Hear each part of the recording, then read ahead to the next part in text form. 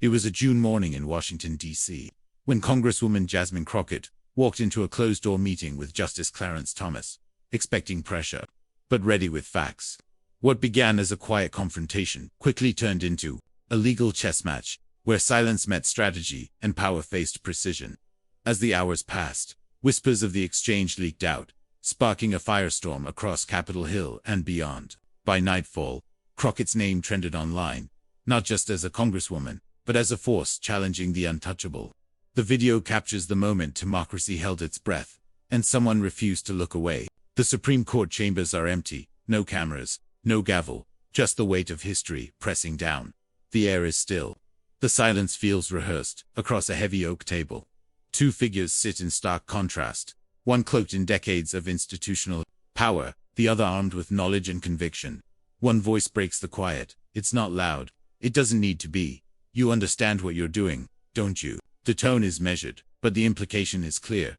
This is not a conversation. It's an intervention. He leans forward slightly, not aggressively, just enough to remind her who holds authority in this room. His posture is relaxed, but his eyes betray calculation. He knows how these moments play out.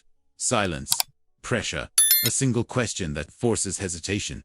She does not hesitate. Her voice cuts through the space like a blade. Sharp, steady, deliberate. I understand exactly what I'm doing. No flinch, no deference, just clarity. This is not the reaction he expected. The room shifts. The temperature drops.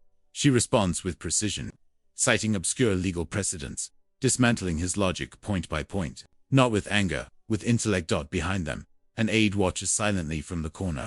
Their fingers twitch near their phone. She didn't back down. She schooled him. That whisper leaves the room before she even finishes speaking. Outside, the Capitol buzzes with rumors.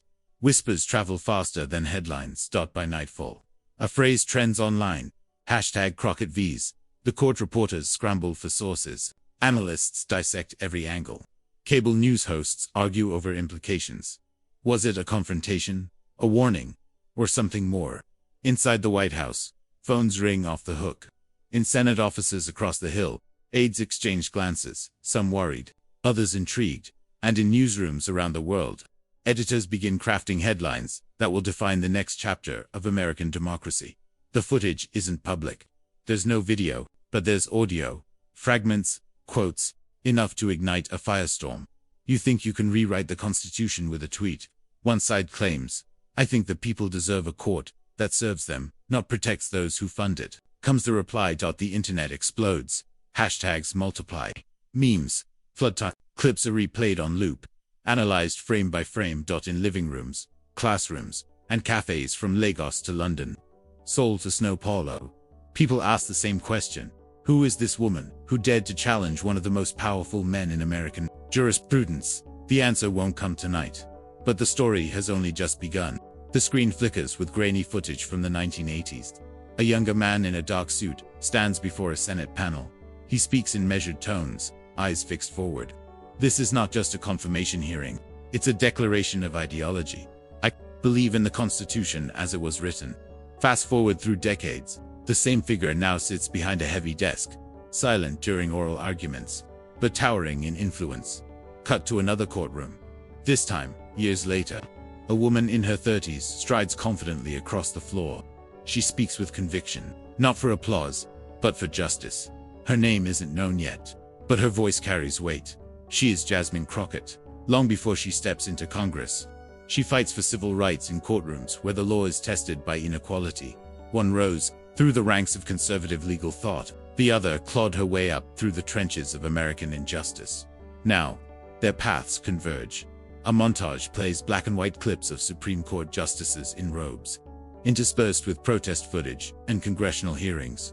A narrator's voice cuts through. The court was meant to interpret the law, but lately, it writes it. Titles flash on screen. Brown v.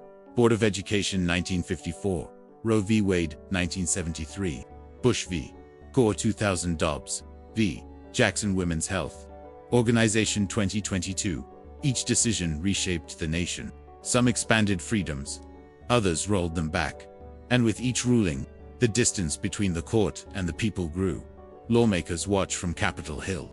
increasingly aware that 9 robed figures hold more power than hundreds of elected representatives. Tensions simmer beneath the surface, then boil over. Footage rolls of Thomas during Senate hearings. He rarely speaks. When he does, his words are few, deliberate. His silence is louder than most speeches. Across town, Crockett stands at a microphone. Cameras flash. Protest signs wave behind her. We cannot allow judicial immunity to become judicial impunity. Her tone is firm, not angry, resolute. The contrast is stark. One speaks in whispers. The other demands to be heard. Inside the Supreme Court building, clerks exchange glances. They know what's coming. So do the strategists in Washington. This isn't politics. It's collision. News clips roll in rapid succession. Headlines flash across the screen. Justice Thomas fails to disclose gifts from billionaire donor, undisclosed travel. Real estate transactions, surface questions mount over judicial ethics. Crockett's team watches closely. They've studied the filings, scrutinized the financial disclosures, and they see something others have ignored. There is no smoking gun, just a pattern. Quiet, calculated, deeply embedded in the shadows of power. An aide leans toward Crockett. If we push here, we might crack the foundation. She doesn't respond immediately. She just watches the footage again. And again. Then quietly. Let's get ready. Montage of Crockett's early days in Congress. Town halls packed with constituents. Fiery debates on the House floor. Late-night strategy sessions with legal advisors. She doesn't play the game like others. No backroom deals. No false diplomacy. When asked about judicial oversight, she answers plainly. The people deserve a court that serves them, not protects its own. Social media lights up. Young lawyers tag her in posts. Students quote her speeches. She becomes more than a congresswoman. She becomes a symbol. And symbols don't stay quiet for long. Behind closed doors, power shifts. Allies take notice. Opponents take sides. One final image lingers. Crockett standing alone in a hallway outside the Supreme Court, reviewing notes. She knows what's coming, and she's ready. In the dim glow of a conference room on Capitol Hill, a small but determined group gathers. Lawmakers in their 30s and 40s. The new guard sit shoulder to shoulder with legal scholars, grassroots organizers, and policy advisors. They are not united by party. They are united by principle. At the center sits a woman with fire in her voice and precision in her mind. She speaks not in slogans, but in strategy. We're not here to make noise. We're here to make change. This is not a protest. It's a movement, quiet, calculated, and growing. Across town, whispers begin to spread among Senate offices and think tanks. Crockett is building something. And whatever it is, it's aimed directly at the Supreme Court. A senior aide watches. From across the table, he leans in. If we do this right, we don't just challenge one justice. We shift the balance. No one says it out loud, but they all know what that means. Power is about to be tested. Inside the Supreme Court building, a decision is made behind closed doors. A meeting is arranged, not public, not recorded. It's framed as routine, a chance for clarification between branches. But those who understand power know better. This is not an invitation. It's a warning. Thomas has been here before. He knows how to end a threat before it becomes a headline. His allies believe this will be easy. She walks into his house. She comes alone. She leaves shaken or silent. That's how it always works. But no one tells her that, and she doesn't act like someone who believes it. The night before the meeting, something unexpected happens. An anonymous source sends a package to a major news outlet. Inside, internal memos, emails, and correspondence between Thomas's office and conservative think tanks. The document suggests coordination, not just ideological alignment, but strategic planning. One line stands out.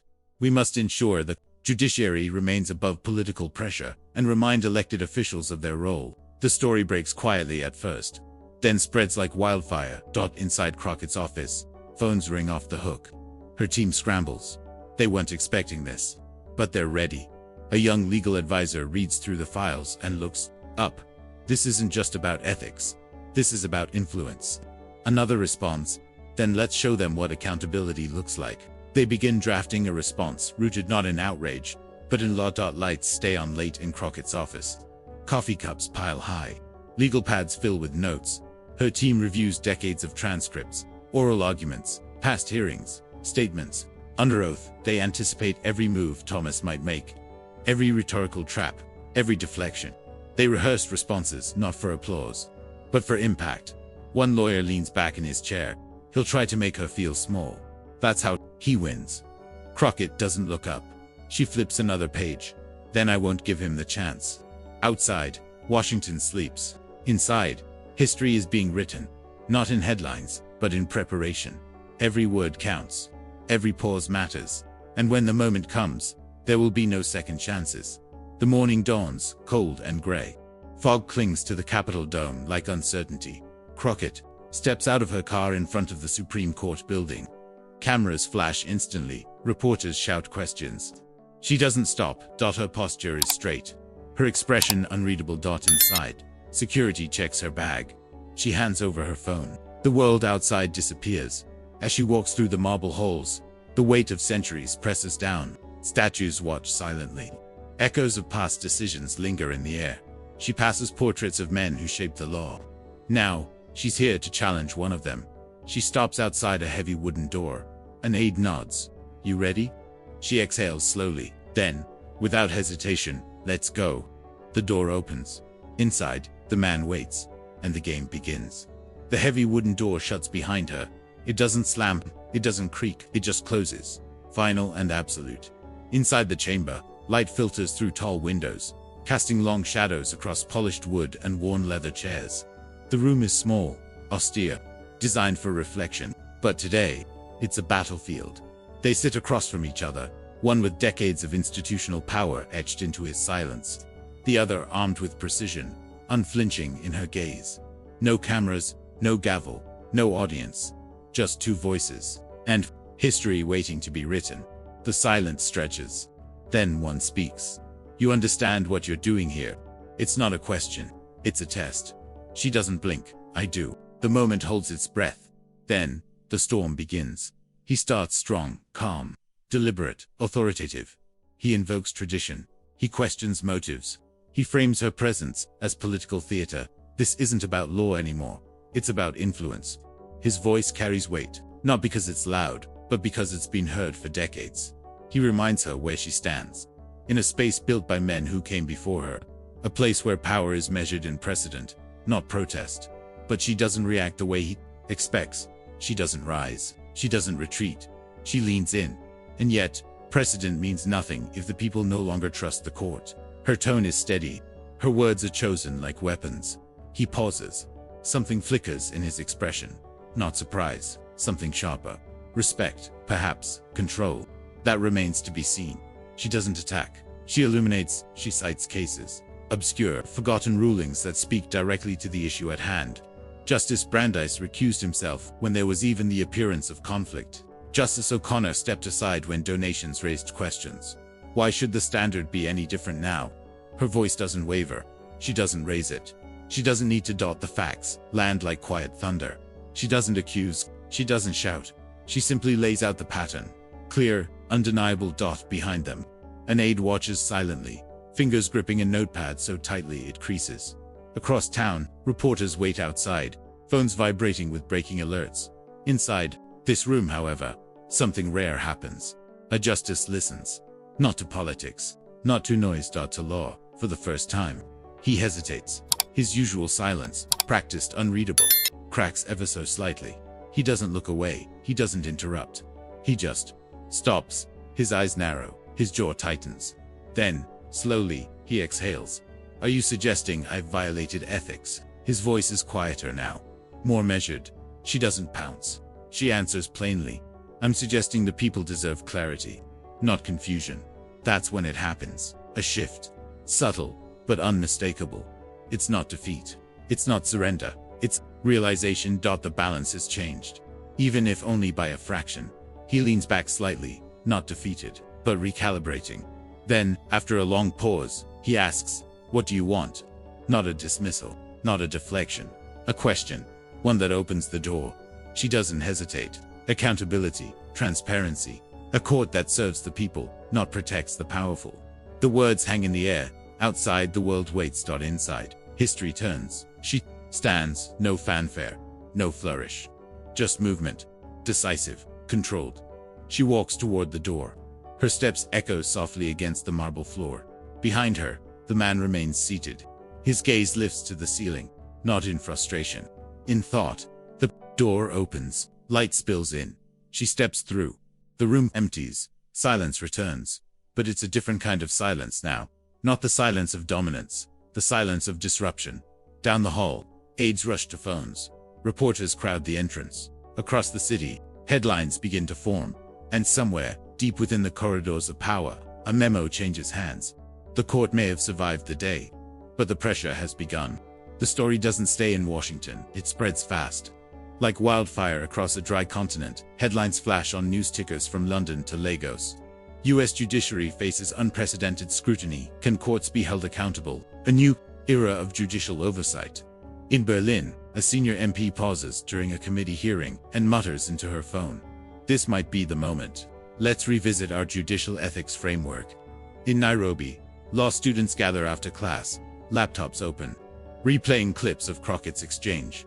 One leans forward, eyes lit with something between admiration and possibility. What if we could do this here? What if judges had to answer for more than just their robes? The ripple effect begins. Not with revolution, but with reflection. And that is often where change starts. Footage rolls from university lecture halls, in Seoul to legal forums in Sao Paulo in each. The same question surfaces again and again. How much power should unelected officials hold over democratic societies? In Tokyo, a constitutional scholar addresses a packed auditorium. Judicial independence is vital, but so is judicial transparency. The two are not mutually exclusive. Across the Atlantic, in Brussels, a European Parliament subcommittee convenes an emergency session. If the US Supreme Court is under pressure, what does that mean for us? Asks one delegate. No one answers immediately, but the wheels are turning. Because what happens in Washington doesn't stay there. It echoes loudly through every capital where democracy tries to balance power and principle. Back in America, the internet explodes. #Crockett Vs. The court trends globally. Then comes #BlackGirlLawyer, a movement born from a single moment of defiance. Young women post photos of themselves in law school applications, tagging Crockett, inspired by you, dreaming bigger because of you. I want to speak truth, like you did. Memes flood timelines, some mocking the old guard, others celebrating the new. One image goes viral, a split screen of Thomas and Crockett mid-conversation. Below it, the caption reads, "Silence versus strategy." Another shows Crockett walking out of the court, flanked by press flashes. Caption, "She didn't just walk out, she walked into history." In Nairobi, a high school teacher shares the clip with her students. See how she used facts instead of fury. That's how you win without losing yourself. Across the world, the message is clear. This wasn't just politics, it was proof that knowledge can challenge power, that voice can shake silence, that justice, real justice, must always be accountable. Back behind the marble walls of the Supreme Court, the mood shifts. Rumors spread like whispers through corridors, usually thick with certainty. Is someone resigning? Will there be An aide walks past a closed door and overhears a conversation too hushed to make out. But the tone is unmistakable. Tension, doubt, possibly even fear. One justice is seen exiting chambers late at night, carrying a file marked confidential. He doesn't stop when asked about it, just tightens his grip. Inside the building, conversations grow quieter. Eyes dart more often. Phones buzz constantly. Even the clerks feel it now. The ground beneath them has shifted, not dramatically, but enough for the air to feel different. Like the calm before another storm, or maybe the beginning of a reckoning long overdue. On Capitol Hill, the momentum builds, not in speeches, not in slogans, in action. A bipartisan coalition forms around a single idea.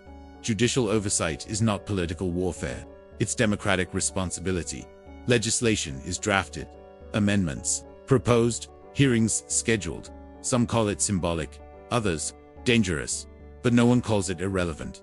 Inside Crockett's office, phones ring non-stop. Staff move quickly between meetings, briefing packets in hand. A young intern watches the flurry of activity and turns to a senior advisor. "Do you think this will actually change things?" The advisor doesn't hesitate. Change started the moment someone stood up and refused to back down. Outside, protesters gather not against her, but in support. Signs read, "Justice shouldn't be invisible. Courts serve the people. Let the light in." And somewhere, deep within the halls of power, a memo circulates quietly among justices. We may have survived this round, but the pressure isn't going away. The city breathes differently now, not with victory, not with defeat, with recalibration.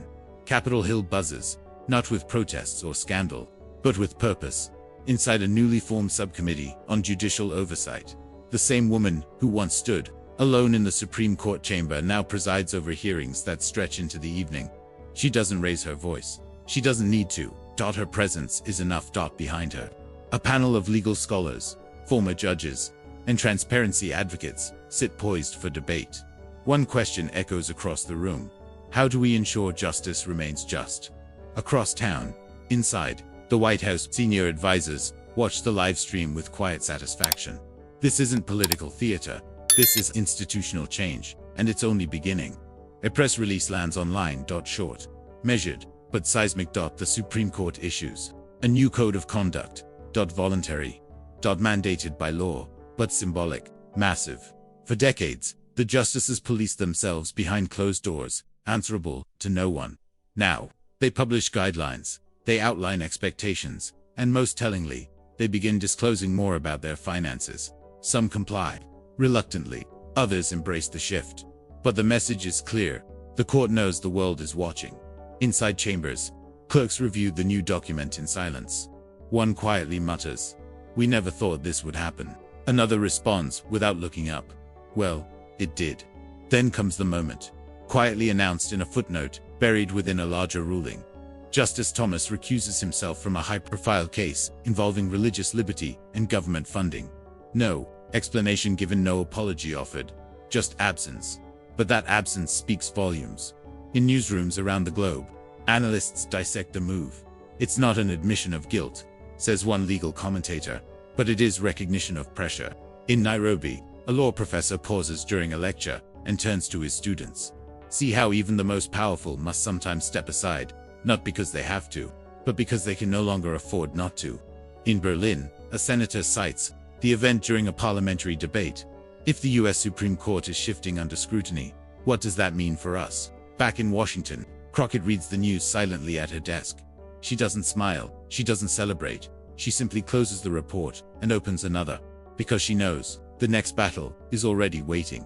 The ripple effect deepens in Strasbourg. The European Court of Human Rights announces a review of its own ethics framework. A statement reads, "Transparency strengthens trust, and trust is the foundation of justice." In Latin America, a regional summit convenes in Bogotá. Judges, lawmakers, and activists gather to discuss judicial accountability in the face of growing authoritarian pressures. One delegate from Argentina stands and speaks plainly. What happened in Washington reminded us all. Power must always be questioned. In Seoul, a young legal activist tweets, "Democracy isn't a system, it's a practice. And we're all learning." From courtrooms to classrooms, the lesson spreads. Accountability is not a threat to justice, it is justice. At Howard University, the auditorium fills quickly. Students, faculty, journalists, all here for a speech that was not promoted widely. Yet everyone seems to know about it. She steps onto the stage. No applause, just quiet anticipation. She looks out, steady, composed. Then, she speaks. This wasn't about winning. It was about showing that truth has weight, that integrity has strength, that democracy doesn't rest, and neither should we. The crowd stirs. She continues. "We didn't change the Constitution. We changed the conversation." Afterward, a student approaches her. What happens next? She doesn't hesitate. We keep going. Because the moment we stop asking questions, the moment we stop holding power accountable, that's when democracy begins to fade. Outside, the sun sets over Washington. The city moves forward, not unchanged, but evolving. And somewhere, deep inside the marble halls of the highest court in the land, a door opens. And someone walks in ready to be watched. A single spotlight cuts through the darkness, landing softly on a wooden table. On it, an open copy of the United States Constitution. No fanfare, no music, just the quiet hum of history. A voice begins, low, measured, carrying the weight of what's come before. In the end, it wasn't a headline that changed everything. It wasn't a viral clip or a trending hashtag. It was a moment. One person standing in a room, refusing to be silenced, refusing to be underestimated. Footage rolls slowly now, not fast cuts and breaking news. Reflection. Crockett walking through Howard. University's campus at dawn. Thomas, seated silently during oral arguments, his usual silence, now tinged with something else. Protesters outside the court holding signs reading, "Let the light in. Courts serve the people. Justice shouldn't be invisible." This is not just American politics. This is democracy recalibrating. Clips flicker across the screen like memories forming into legacy. A law student in Nairobi presents a paper titled, "Judicial Transparency in Post-Colonial Democracies." Behind her, projected on the wall, is a still image from the now infamous meeting, Crockett and Thomas face to face. Cut to a classroom. In Seoul, a professor pauses mid-lecture and turns to her students. What happened in Washington wasn't about party, it was about principle. And sometimes, that's all it takes to start a global conversation. Back in Washington, Crockett walks through the halls of Congress, not surrounded by aides, but alone. She stops briefly at a window overlooking the Capitol dome. Outside, the city moves forward. Inside, she exhales. Not in victory, not in defeat, in understanding. Power doesn't always roar. Sometimes it whispers, and when it does, those who listen shape the future. A final image appears close-up handwritten. Notes on legal pad paper, scrolled in the margins, in bold ink. Truth is the sharpest tool in the courtroom. No flourish, no embellishment, just clarity. That line, unspoken during the confrontation, defines everything that followed. Because truth isn't just spoken, it's wielded and in the right hands. It can shift the balance of power across the world. Young lawyers pin this quote to their bulletin boards. Students write it in the front of their casebooks. Activists tattoo it onto their minds. Because they know now, knowledge is not just power, it is protection, it is resistance, it is revolution. The narrator returns, voice softer now, reflective. Who is this woman who dared to challenge one of the most powerful men in American jurisprudence? Pause then. Quietly, maybe the better question is, who will she inspire next? The screen fades again. A montage plays silent footage of young women entering law schools, signing petitions, speaking at town halls. One stands before a crowd in Lagos. Another debates ethics policy in Geneva. Another reads Crockett's speech aloud in a university courtyard in Sao Paulo. Each one, different continent, different language, same message. We are watching, we are learning, and we are ready. Silence. Fade out. The screen goes black, but the story lingers, not in headlines, but in hearts. Because this was never just about a meeting. It was about a movement, and movements don't end. They evolve, they spread, they begin again. Somewhere, in another courtroom, another chamber, another city, someone is preparing to speak, to stand, to ask the right questions, and maybe, just maybe, to change everything.